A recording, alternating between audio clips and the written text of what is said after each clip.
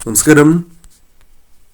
ഇന്ന് ഫെബ്രുവരി 14 ശനിയാഴ്ചയാണ്. ഇന്നത്തെ ദിവസത്തിന് വളരെയധികം പ്രാധാന്യമുണ്ട്. കാരണം ഇന്ന് ഏകാദശി കഴിഞ്ഞു വരുന്ന ദിവസമാണ്. പാരണ വീടേണ്ട ദിവസവും ദ്വാദശിയുമാണ്.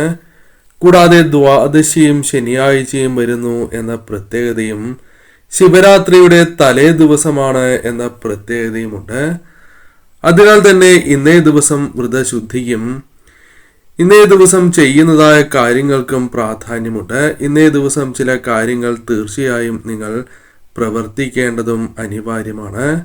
ആ കാര്യങ്ങളെക്കുറിച്ചും ഈ അധ്യായത്തിലൂടെ വിശദമായി തന്നെ മനസ്സിലാക്കാം. ഇന്നേ ദിവസം പ്രത്യേകിച്ചും ശിവരാത്രിയുടെ തലേ ദിവസം കൂടി ആയതിനാൽ വീടുകളിലും ക്ഷേത്രങ്ങളിലും ചില കാര്യങ്ങൾ പ്രവർത്തിക്കേണ്ടതായിട്ടുണ്ട്. വ്രതം അനുഷ്ഠിക്കുന്നവരാണ് എങ്കിൽ ഇന്നേ ദിവസം തീർച്ചയായും ചില കാര്യങ്ങൾ പ്രത്യേകമായും ശ്രദ്ധിക്കേണ്ടതുമാണ്. ഇന്നേ ദിവസം നിങ്ങൾ പ്രധാനമായും അനുഷ്ഠിക്കേണ്ടതായ കാര്യങ്ങൾ അത് ഇപ്രകാരമാണ്. ആദ്യത്തേത് ഏകാദശിയുമായി ബന്ധപ്പെട്ട കാര്യങ്ങളാണ്. ദ്വാദശിയുമായി ബന്ധപ്പെട്ട കാര്യങ്ങളാണ്. ശനിദേവന്റെ പ്രീതിക്കായി ഇന്നേ ദിവസം ചില കാര്യങ്ങൾ ചെയ്യാം. ശനിദോഷം അനുഭവിക്കുന്നവർക്ക് ആ ദുരിതപൂർണമായ അവസ്ഥയ്ക്ക് മാറ്റം സംഭവിക്കാൻ ചെയ്യേണ്ടതായ കാര്യങ്ങളുണ്ട്. അതോടൊപ്പം ഇന്നേ ദിവസം ശിവരാത്രി ആയതിനാൽ തന്നെ ചെയ്യേണ്ടതായ കാര്യങ്ങളുമുണ്ട്. അഥവാ ഇന്നേ ദിവസം ക്ഷേത്രങ്ങളിൽ തീർച്ചയായും ചെയ്യേണ്ടതായ കാര്യങ്ങളുണ്ട്. കൂടാതെ നാളെ 12 മണിക്ക് മുൻപായെങ്കിലും ഞാൻ ഈ പരാമർശിക്കുന്ന ഒരു കാര്യം നിങ്ങൾ പ്രവർത്തിക്കേണ്ടതായിട്ടുണ്ട്. ആ കാര്യത്തെക്കുറിച്ചും ഈ അധ്യായത്തിലൂടെ വിശദമായി തന്നെ മനസ്സിലാക്കാം. ആദ്യം പരാമർശിക്കാനായി പോകുന്നത് ഇന്നേ ദിവസം ദ്വാദശി ആയതിനാൽ തന്നെ ഇന്നേ ദിവസം നിങ്ങൾ തീർച്ചയായും ശ്രീകൃഷ്ണ ക്ഷേത്രത്തിൽ ദർശനം നടത്തുകയും ഏകാദശി വ്രതം അനുഷ്ഠിച്ചിട്ടുള്ളവരാണ് എങ്കിൽ പാരണ വീടേണ്ടതുമാണ്. അതിനാൽ ശ്രീകൃഷ്ണ ക്ഷേത്രത്തിലെ തീർത്ഥം സേവിച്ചുകൊണ്ട് നിങ്ങൾക്ക് പാരണ വീടാവുന്നതാണ്. അതേപോലെ ഇന്നേ ദിവസം ശിവക്ഷേത്രത്തിലും ദർശനം നടത്തേണ്ടത് അനിവാര്യമാണ്.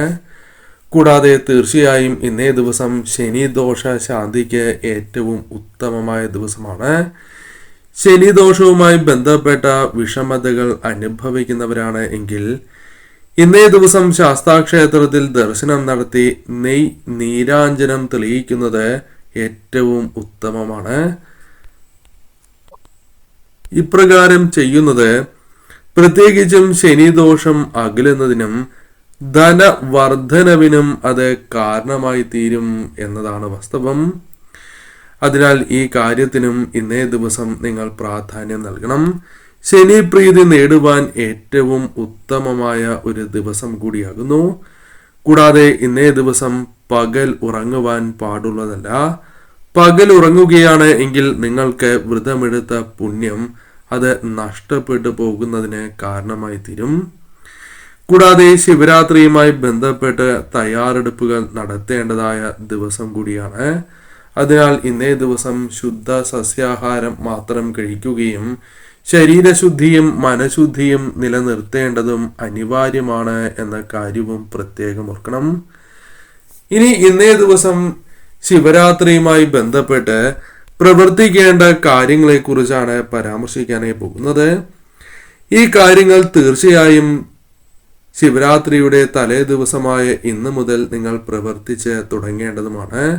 അതിൽ ആദ്യത്തേതായ കാര്യം, ശിവരാത്രി വ്രതം അനുഷ്ഠിക്കുന്നവരാണ് നിങ്ങൾ എങ്കിൽ ശിവരാത്രി വ്രതത്തിന്റെ സങ്കല്പം എടുക്കുക എന്നതാണ് ആദ്യം ചെയ്യേണ്ടത്.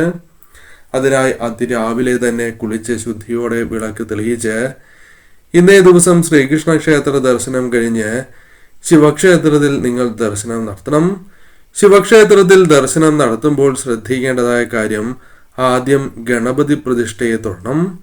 തൊഴുത് ശിവരാത്രി വ്രതം ശരിയായ രീതിയിൽ എടുക്കുവാൻ സാധിക്കണം എന്ന് ഓം ഗം ഗണപതയേ നമ എന്ന ഭഗവാന്റെ അതിവിശേഷപ്പെട്ടതായ മന്ത്രം ജപിച്ചതിന് ശേഷം നിങ്ങൾ പ്രാർത്ഥിക്കണം. വ്രതം തടസ്സങ്ങൾ കൂടാതെ പൂർത്തീകരിക്കുവാൻ സാധിക്കണം എന്ന് ഭഗവാനോട് പ്രാർത്ഥിക്കണം. ശേഷം പരമശിവനെ നിങ്ങൾ പ്രാർത്ഥിക്കുകയും അഥവാ ഭഗവാന്റെ നടയിലെത്തി വ്രതം കൃത്യമായി എടുക്കുവാൻ സാധിക്കണം എന്നും ശരീരശുദ്ധിയും മനഃശുദ്ധിയും നിലനിർത്തുവാൻ സാധിക്കണം എന്നും ഭഗവാനോട് നിങ്ങൾ സങ്കല്പം എടുക്കേണ്ടതായിട്ടുണ്ട്. ഇനി അഥവാ നിങ്ങൾക്ക് ക്ഷേത്രങ്ങളിൽ പോകുവാൻ സാധിക്കുന്നില്ല, നിങ്ങൾ വിദേശത്തുള്ളവരോ അല്ലെങ്കിൽ നാട്ടിൽ തന്നെ ഒട്ടും സാധിക്കുന്നില്ല എങ്കിൽ നിങ്ങൾക്ക് വീടുകളിൽ വിളക്ക് തെളിയിച്ചും ഇപ്രകാരം ഗണപതി ഭഗവാനോടും പരമശിവനോടും നിങ്ങൾക്ക് സങ്കല്പം എടുക്കാവുന്നതാണ്. ഇന്നേ ദിവസം ഈ ഒരു കാര്യത്തിന് വളരെയധികം പ്രാധാന്യമുണ്ട്. അതിനാൽ ഈ കാര്യം നിങ്ങൾ പ്രത്യേകം ശ്രദ്ധിക്കണം. ഇനി നിങ്ങൾ ചെയ്യേണ്ടതായ ഒരു പ്രധാനപ്പെട്ട കാര്യത്തെക്കുറിച്ചാണ് ഇന്ന് പരാമർശിക്കാനായി പോകുന്നത്. ഈ കാര്യം ചെയ്യുമ്പോൾ തീർച്ചയായും ശരീരശുദ്ധിയും മനഃശുദ്ധിയും നിങ്ങൾക്ക് അനിവാര്യമാണ്. നോൺ വെജ് ആഹാരങ്ങൾ പൂർണ്ണമായും ഒഴിവാക്കണം. നിങ്ങൾ ശിവരാത്രി വ്രതം എടുക്കുന്നവരാണ് എങ്കിലും എടുക്കാത്തവരാണ് എങ്കിലും നിങ്ങൾക്ക് ഈ ഒരു കാര്യം തീർച്ചയായും പ്രവർത്തിക്കുവാൻ സാധിക്കുന്ന ഒരു കാര്യമാണ്. ആർക്കും ശരീരശുദ്ധിയും മനഃശുദ്ധിയുമുള്ള ആർക്കും ഈ ഒരു കാര്യം ഇന്നേ ദിവസം ചെയ്യാം. അല്ലെങ്കിൽ നാളെ ശിവരാത്രി ദിവസത്തിൻ്റെ 12 മണിക്കുള്ളിൽ തന്നെ നിങ്ങൾക്ക് ചെയ്യാം. അല്ലെങ്കിൽ ശിവരാത്രി വ്രതം പാരണം വീടുന്നതിന് മുൻപാണ് എങ്കിലും ഈ ഒരു കാര്യം നിങ്ങൾക്ക് ചെയ്യാവുന്നതാണ്. ഈ സമയത്ത് ചെയ്യുകയാണ് എങ്കിൽ പെട്ടെന്ന് ഫലസിദ്ധി ലഭിക്കുകയും ഇരട്ടി ഫലസിദ്ധി ലഭിക്കും എന്നതിനാൽ കൂടിയാണ് ഈ കാര്യം പരാമർശിക്കുന്നത്. ഇനി ആ കാര്യത്തെക്കുറിച്ച് മനസ്സിലാക്കാം. ഈ ഒരു കാര്യം നിങ്ങൾ ചെയ്യുന്നതിലൂടെ വളരെയധികം ഫലപ്രദമായ മാറ്റങ്ങൾ നിങ്ങളുടെ ജീവിതത്തിൽ സംഭവിക്കും എന്നുള്ളതാണ്. നെഗറ്റീവായ ഊർജം നിങ്ങളെ വിട്ടകലും. കണ്ണീർ ദോഷം, കാര്യതടസ്സം, ദൃഷ്ടിദോഷം പോലും ബാധിച്ചിരിക്കുന്ന വ്യക്തികളാണ് എങ്കിൽ അഥവാ ശത്രുദോഷം പോലും ഏറ്റിരിക്കുന്ന വ്യക്തികളാണ് എങ്കിൽ അതിൻ്റെ കാഠിന്യം കുറയ്ക്കുവാൻ, ഒഴിവാക്കുവാൻ നിങ്ങൾക്ക് സാധിക്കും. ഇതിനായി ശിവരാത്രിയുടെ തലേ ദിവസം തന്നെ 2 കവർ ഭസ്മം നിങ്ങൾ വാങ്ങണം. ശിവരാത്രിയുടെ തലേ ദിവസം അല്ലെങ്കിൽ ശിവരാത്രി ദിവസമാണ് എങ്കിലും ഈ ഒരു കാര്യം ചെയ്യാം. ശിവരാത്രി ദിവസമോ തലേ ദിവസമോ 1 കവർ നിങ്ങൾ ക്ഷേത്രത്തിൽ സമർപ്പിക്കണം. അതായത് 2 കവർ ഭസ്മത്തിലെ 1 കവർ ഭസ്മം ക്ഷേത്രത്തിൽ സമർപ്പിക്കുക. ബാക്കി 1 കവർ പൂജാരിയെ കൊണ്ട് നിങ്ങൾ പൂജിച്ച് വാങ്ങണം. ആ ക്ഷേത്രത്തിലെ തിരുമേനിയെ കൊണ്ട് നിങ്ങളത് പൂജിച്ച് വാങ്ങുക. ഇപ്രകാരം ചെയ്തതിന് ശേഷം നിങ്ങൾ നിത്യവും ഈ ശിവചൈതന്യം നിങ്ങൾ നിത്യവും കുളി കഴിഞ്ഞ് അണിയുന്നത് ഏറ്റവും ഉത്തമമാണ്. ഇനി അഥവാ നിങ്ങൾക്ക് തിരുമേനിക്ക് നൽകുവാൻ സാധിക്കുന്നില്ല എങ്കിൽ നിങ്ങൾക്ക് ആ ക്ഷേത്ര നടയിൽ വെച്ച് എടുക്കാവുന്നതുമാണ്. അല്ലെങ്കിൽ തിരക്കുള്ള സാഹചര്യമാണ് എങ്കിൽ ആ കവർ കയ്യിൽ പിടിച്ചുകൊണ്ട് ഭഗവാന്റെ സന്നിധിയിൽ നിന്നും പ്രാർത്ഥിച്ചാൽ പോലും നിങ്ങൾക്ക് ആ ശിവചൈതന്യം നിങ്ങളിലേക്ക് വന്നു ചേരും എന്നതാണ് വാസ്തവം. കാരണം അത്രമേൽ വിശേഷപ്പെട്ട ഒരു ദിവസമാണ്. അതിനാൽ തന്നെ തീർച്ചയായും ഇപ്രകാരം ചെയ്യുന്നതും ഉത്തമമാണ്. നിങ്ങൾക്ക് ഈ ഒരു കാര്യവും പ്രവർത്തിക്കാം. അതായത് കൈകളിൽ പിടിച്ചുകൊണ്ട് തന്നെ ഭഗവാനെ പ്രാർത്ഥിച്ചാലും നിങ്ങൾക്ക് ശിവചൈതന്യം നിങ്ങളിലേക്ക് കൊണ്ടുവരുവാൻ സാധിക്കും. ആ ഭസ്മത്തിലേക്ക് കൊണ്ടുവരുവാൻ സാധിക്കും. അന്നേ ദിവസം, അതായത് ശിവരാത്രിയുടെ തലേ ദിവസം മുതലോ ശിവരാത്രി ദിവസം മുതലോ അല്ലെങ്കിൽ അടുത്ത ദിവസം മുതലോ നിങ്ങൾക്ക് ഇപ്രകാരം അണിഞ്ഞുകൊണ്ട് നിങ്ങൾ നിത്യവും ഭഗവാനെ പ്രാർത്ഥിക്കണം. ഭഗവാന്റെ ഏറ്റവും വിശേഷപ്പെട്ടതായ മന്ത്രമാണ് പഞ്ചാക്ഷരി മന്ത്രം. ഈ മന്ത്രം നിത്യവും 108 സന്ധ്യാസമയത്ത് ജപിക്കുന്നത് അത്രമേൽ വിശേഷമാണ്. പ്രത്യേകിച്ചും ഭഗവാന്റെ ഭസ്മം അണിഞ്ഞുകൊണ്ട് നിങ്ങൾ പ്രാർത്ഥിക്കുകയാണ് എങ്കിൽ പെട്ടെന്നായിരിക്കും ഫലസിദ്ധി കൈവരിക്കുവാൻ സാധിക്കുക. അതിനാൽ തീർച്ചയായും ഈ ഒരു കാര്യം നിങ്ങൾക്ക് ചെയ്യാവുന്നതാണ്. മറ്റൊരു കാര്യം നിങ്ങൾ ശ്രദ്ധിക്കേണ്ടത്, നിങ്ങൾ ഇപ്രകാരം കൊണ്ടുവന്നിരിക്കുന്നതായ ഭസ്മം നിത്യവും അണിഞ്ഞ് പുറത്തേക്ക് പോകുന്നത് പോലും ഭാവിയിൽ നിങ്ങൾക്ക് നെഗറ്റീവായ എനർജിയെ ഒഴിവാക്കുവാനും പോസിറ്റീവായ എനർജി വർദ്ധിപ്പിക്കുവാനും സഹായകരമാണ്. കണ്ണീർ ദോഷം, ശത്രുദോഷം പോലുള്ള കാര്യങ്ങൾ നിങ്ങളെ ബാധിക്കാതിരിക്കുവാനും അത് സഹായകരമായി തീരും എന്നുള്ളതാണ്. അതിനാൽ നിത്യവും അല്പം ഭസ്മം അണിഞ്ഞ് പുറത്തേക്ക് പോകുന്നത് ഉത്തമമാണ്. ശരീരശുദ്ധിയോടെയും മനഃശുദ്ധിയോടെയും മാത്രമേ അണിയുവാൻ പാടൂ. സന്ധ്യാസമയത്തും ഇപ്രകാരം അണിഞ്ഞ് പുറത്തേക്ക് പോകുന്നത് ഉത്തമമാണ്. ഇനി അഥവാ ഭസ്മം തൊടാൻ സാധിക്കാത്ത ഒരു സാഹചര്യം ആണ് എങ്കിൽ നിങ്ങൾക്ക് ആ ഭസ്മം പൊതിഞ്ഞെടുക്കാവുന്നതാണ്. ആ ഭസ്മം നിങ്ങളുടെ ബാഗിൽ സൂക്ഷിക്കുന്നതോ പേഴ്സിൽ സൂക്ഷിക്കുന്നതോ ഏറ്റവും ഉത്തമമാണ്.